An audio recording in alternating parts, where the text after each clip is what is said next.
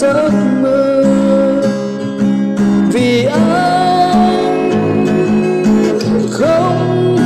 không còn yêu em ở nơi đâu, gọi tên em làm anh nhớ ngày nào.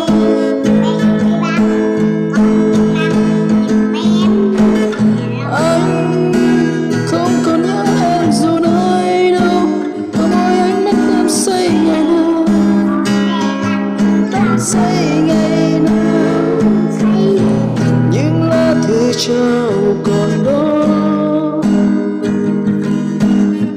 chất chứa một thời mộng mơ. Làm sao quên đi bóng dáng em, góc phố nơi ta hò hẹn. Xin hãy bước đi,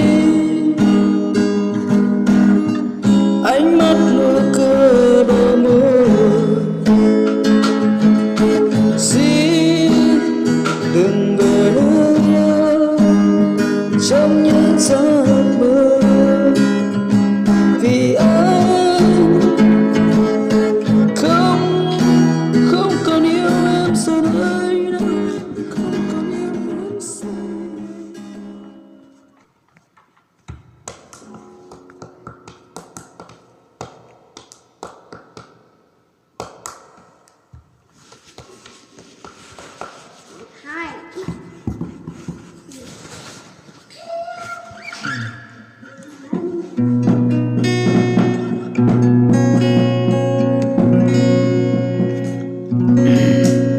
Thật tình cờ biết đến nhau từ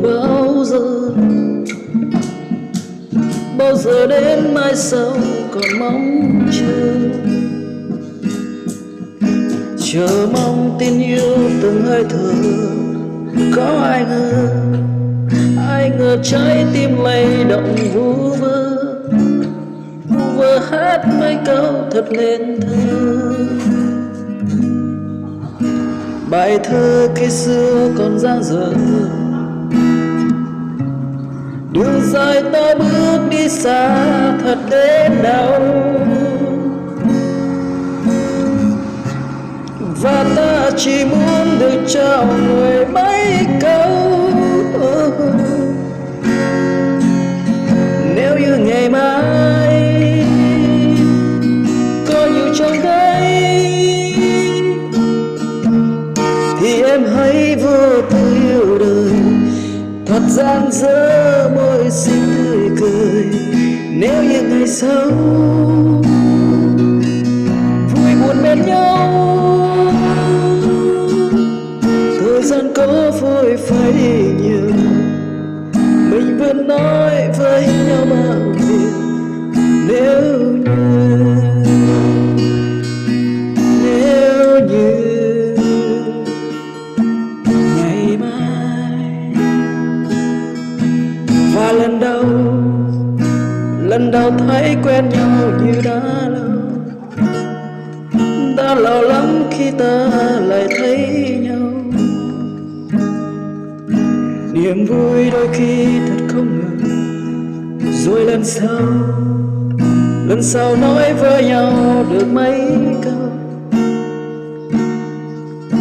Cầu mong mai sau yêu thương đừng quá mau.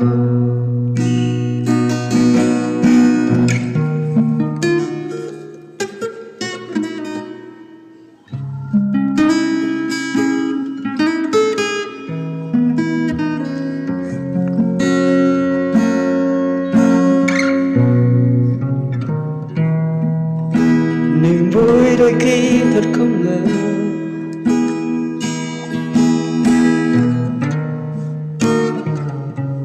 đường dài ta bước đi xa thật đến đâu.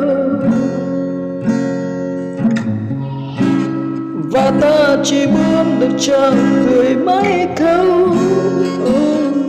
Nếu như ngày mai có nhiều trong gai thì em thấy vô tư yêu đời, thật gian dở môi xinh tươi cười. Nếu như